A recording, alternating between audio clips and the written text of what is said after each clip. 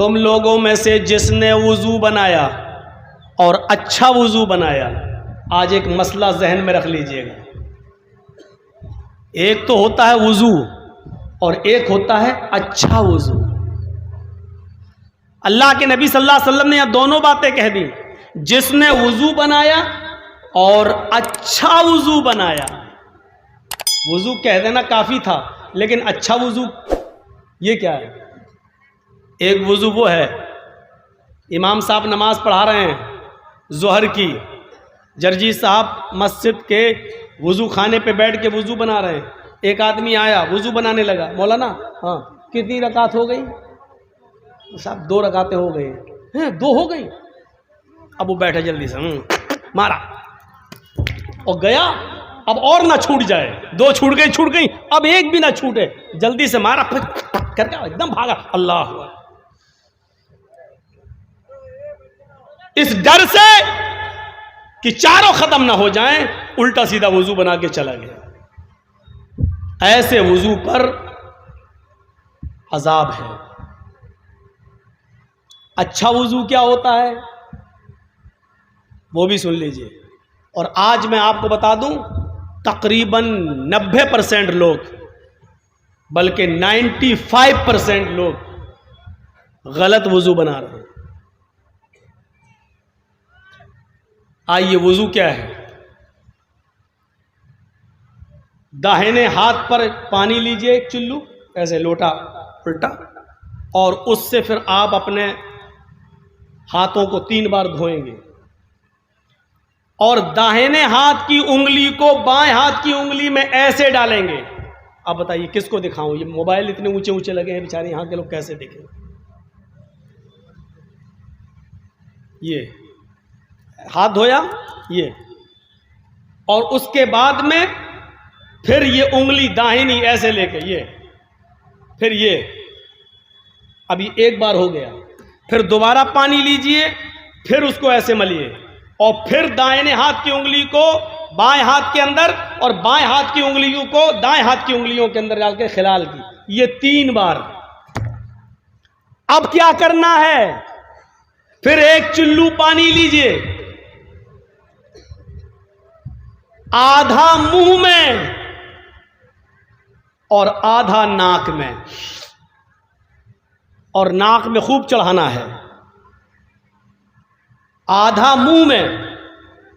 شروع میں بھی عادت ڈالو گے تو پورا اندر چلا جائے گا منہ میں، لیکن 2-4 دن کرو گے تو عادت بن جائے گی، کریے۔ آدھا منہ میں اور آدھا ناک میں چڑھائیے۔ اب داہنے ہاتھ کی انگلی سے دانت کو رگڑیے، اور بائیں ہاتھ کی اس انگوٹھے اور اس انگلی کو ناک میں ڈالیے ایسے، پھر انگوٹھے سے یہ نتھنا دبائیے اور ناک جھاڑیے ایسے، میں زور سے نہیں کروں گا نہیں تو یہی نکل جائے گی، ایسے۔ پھر اس انگلی سے یہ پکڑیے، پھر اس کو جھاڑیے، پھر دونوں سے ایسے کر کے ناک کو جھاڑیے، یہ پہلی بار۔ پھر اسی طریقے سے دوسرا لیجئے، آدھا منہ میں آدھا ناک میں۔ معاف کیجئے گا بڑی ہی معذرت کے ساتھ، جو لوگ 3 بار کلا کر کے الگ سے پھر ناک کے لیے 3 بار الگ سے پانی لیتے ہیں، وہ حدیث ضعیف ہے۔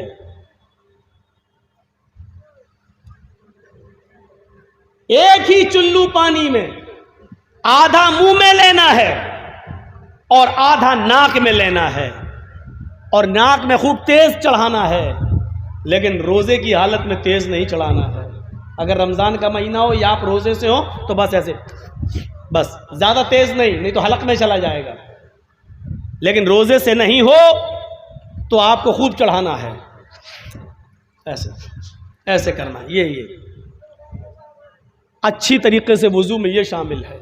میں یہ نہیں کہہ رہا ہوں کہ جو لوگ 3 بار کلا کرتے ہیں پھر 3 بار ناک میں پانی الگ سے ڈالتے ہیں ان کا وضو نہیں ہوگا، میں یہ نہیں کہہ رہا ہوں، لیکن میں یہ کہہ رہا ہوں کہ وہ حدیث ضعیف ہے۔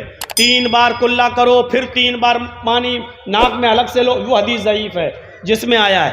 لیکن جن حدیثوں میں آیا ہے اللہ کے رسول نے فرمایا کیا؟ وَاسْتَنْشَقَ وَاسْتَنْسَرَ، وہ ایک ہی جملہ ہے، آپ نے 3 بار کلا کی اور ناک میں پانی ڈالا، یہ نہیں کہا کلا کی پھر الگ سے پانی لیا، یہ نہیں، بخاری اور مسلم کی حدیثوں میں ہے آپ نے 3 بار کلا کیا اور ناک میں پانی لیا، یعنی ایک ہی چلو میں 3 بار کلا بھی ہوئی اور آدھے چلو کو ناک میں لے گئے۔ یہ حدیث صحیح ہے جو بخاری اور مسلم کی ہے۔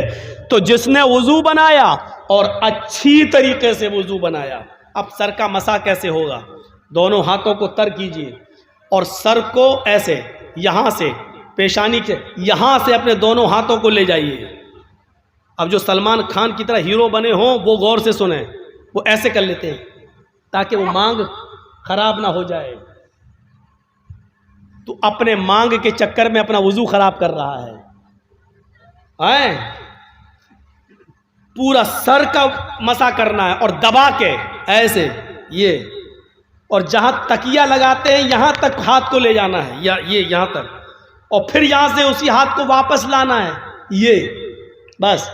اور پھر اسی انگلی کو، یہ اور یہ دونوں ہاتھ کی، الگ سے پانی لینے کی ضرورت نہیں ہے، انہی دونوں انگلیوں کو اپنے کانوں میں ڈالیں اور اسی طریقے سے کان کے اندر اس کو گھمائیں۔ کان کے اندر راستہ خود بنا ہوا ہے، جب آپ انگلی سے ایسے ایسے کرو گے تو آپ کو آپ کی انگلیاں کان کا راستہ اپنے آپ تلاش کر لیں گی، اور اس طریقے سے یہاں آئیے اور ان دونوں انگوٹھے یہ اس کو لا کر آپ کو یہ کرنا ہے، یہ ہے کان کا سر کا مسح۔ سر کے مسح کے لیے الگ سے پانی لینے کی جو روایت ہے وہ ضعیف ہے۔ ایک ہی ہاتھ کے پانی سے سر کا بھی مسح کرنا ہے اور کان میں انگلی بھی ڈالنا ہے، چاہے سر کا مسح کرنے کے بعد انگلی میں پانی رہے یا نہ رہے، لیکن انہی انگلیوں کو کانوں میں ڈال کر آپ کو کان کا مسح کرنا ہے اور دونوں انگوٹھے سے کان کے اوپر حصے پر آپ کو گھمانا ہے۔ یہ اچھے وضو میں شامل ہے۔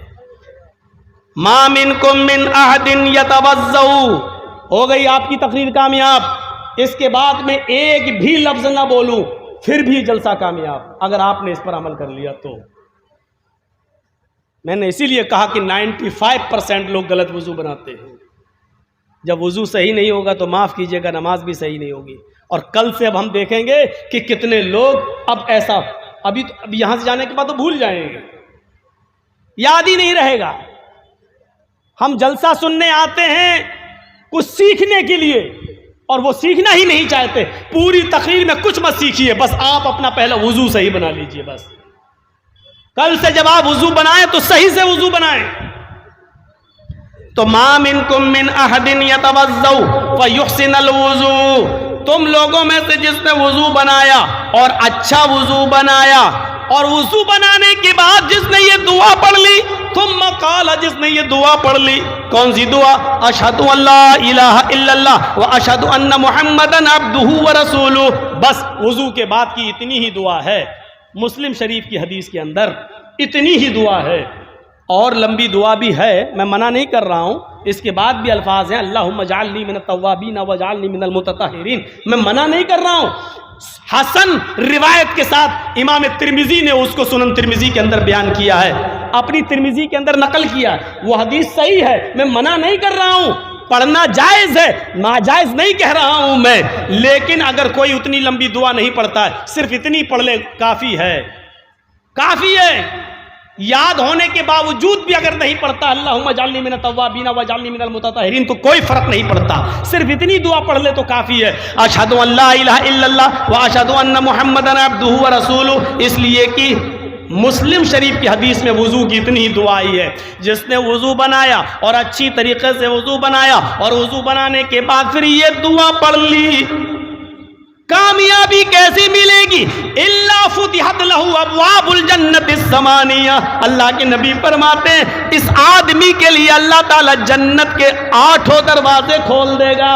قیامت کے دن 8 دروازوں پر فرشتے کھڑے ہوں گے اور کہہ رہے ہوں گے اے اللہ کے نیک بندے، تیرے لیے 8 دروازے کھلے ہیں، تو جنت کے جس دروازے سے داخل ہونا چاہے ہو جا، تو جنت کے جس دروازے سے جانا چاہے چلا جا، تیرے لیے جنت کے 8 دروازے کھلے ہوئے ہیں، تو جنت کے جس دروازے سے جانا چاہے چلا جا۔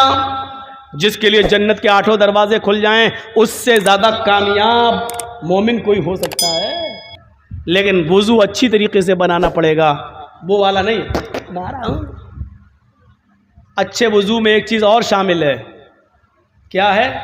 3 بار جب ہم چہرہ دھل لیں، سنیے، 3 بار ایسے کر کے چہرہ جب دھل لیں تو 3 بار چہرہ دھلنے کے بعد پھر 1 چلو پانی لے کر، الگ سے 1 چلو پانی لے کر داڑھی میں ایسے ڈالیں اور پھر ایسے کریں، یہ داڑھی کا کھلال یہ ایسے الگ سے 1 چلو پانی لے کر 3 بار چہرہ دھلنے کے بعد پھر 1 چلو پانی لے کر داڑھی میں ڈال کے ایسے ایسے یہ داڑھی کا خلال کریں. لیکن داڑھی کا خلال وہ کریں گے جن کی داڑھی ہے.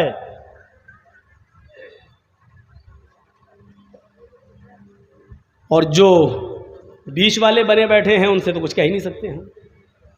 وہ تو بیچارے 1 چلو لیں گے، کس کا خلال کریں گے؟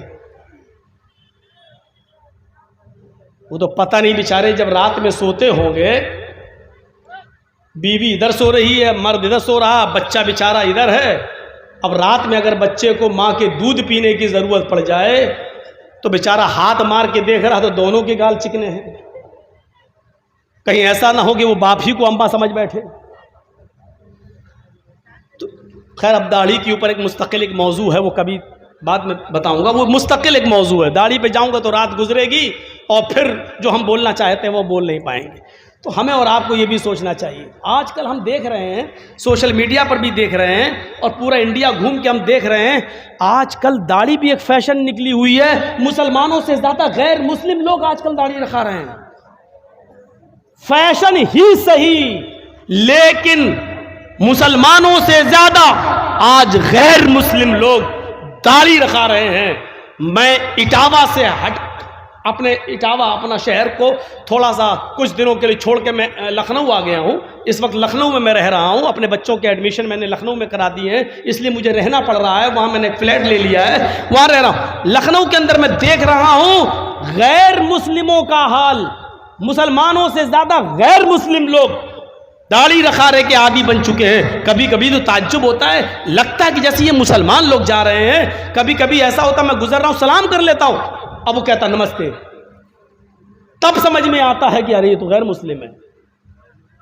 بھائی میں داڑھی دیکھ کر سلام کر رہا ہوں، ایسی داڑھی نہیں ہے، اچھی خاصی بڑی. اور بڑی داڑھی تو آج کل اب ماشاء اللہ تو نہیں کہوں گا، ہمارے اس دیش کا سرووچ پد پر بیٹھا ہوا آدمی بھی رکھا ہوا ہے. وہ کسی کی بھی نقل کر رہا ہو، لیکن یہاں سے آپ اندازہ تو لگا سکتے ہیں کہ اگر داڑھی کے اندر خوبی نہ ہوتی اور داڑھی میں کمال نہ ہوتا تو اتنا بڑا آدمی اتنی چھوٹی داڑھی کو اتنی بڑی نہیں کرتا. وہ اگر مقصد چاہے دھوکہ دینا ہی ہو، لیکن داڑھی تو بڑی کر ہی رہا ہے. اگرچہ اس کی داڑھی یہ بتا رہی ہے کہ میری داڑھی جیسے جیسے بڑی ہوتی جائے گی میں اتنا ہی بڑا دھوکہ دیتا رہوں گا دیش کو. وہ الگ بات ہے کہ وہ میسج کچھ بھی دے رہے، لیکن داڑھی تو ہے ہی نا. تو اب یہ صورتحال ہو گئی. مسلمانوں عبرت حاصل کرو، عبرت حاصل کرو. تو یہ کامیاب انسان کی زندگی. آئیے ایک اور راستہ بتاتا ہوں آپ کو. کتنا ٹائم لگے گا آپ کو؟ اذا قال المؤذن اللہ اکبر اللہ اکبر فقولوا اللہ اکبر اللہ اکبر. جب مؤذن مسجد کے مینارے پر کھڑا ہو کر اذان کے کلمات بلند کرے اور کہے اللہ اکبر تو تم بھی کہو اللہ اکبر. جب مؤذن کہے اشہد ان لا الہ الا اللہ تو تم بھی کہو اشہد ان لا الہ الا اللہ. جب مؤذن کہے اشہد ان محمد الرسول اللہ تو تم بھی کہو اشہد ان محمد الرسول اللہ. جب اذان ہو رہی ہو مسجد میں اور مؤذن یہ کہے تو آپ وہی کہو جو مؤذن کہہ رہا ہے. اشہد ان محمد الرسول اللہ کا جواب اشہد ان محمد الرسول اللہ صلی اللہ علیہ وسلم نہیں ہے. بہت سے لوگ کیا کہتے ہیں اشہد ان محمد رسول اللہ، مؤذن نے کہا صلی اللہ علیہ وسلم. یہاں صلی اللہ علیہ وسلم نہیں پڑھا جائے گا، اشہد ان محمد رسول اللہ ہی اس کا جواب ہے. اور جب مؤذن کہے حی علی الصلاۃ فقولوا لا حول ولا قوۃ الا باللہ، یہاں کہا جائے گا لا حول ولا قوۃ الا باللہ. جب مؤذن کہے حی علی الفلاح تو تم کہو لا حول ولا قوت الا باللہ، حی علی الصلاح حی علی الفلاح پہ لا حول ولا قوت الا باللہ، اور پوری اذان ہو بہو اسی طریقے سے مؤذن کے کلمات کو دہرانا ہے۔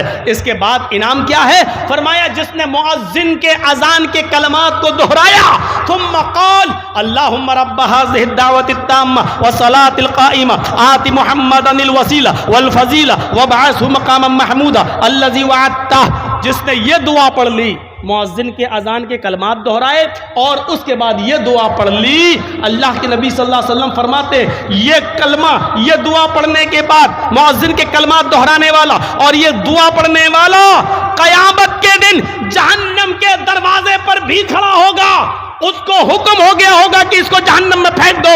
ایسے انسان کے لیے بھی حلت لہو شفاعت یوم القیامہ، قیامت کے دن اللہ کی طرف سے میرے لیے شفاعت حلال کر دی جائے گی اور مجھے اجازت ملے گی کہ ایسے انسان کی میں سفارش کروں اور شفاعت کر کے اس کو جنت کا مستحق بنا دوں۔ لہٰذا میں ایسے شخص کے لیے قیامت کے دن شفاعت کروں گا اور اللہ میری شفاعت کو قبول کر کے اس کو جنت میں داخل کر دے۔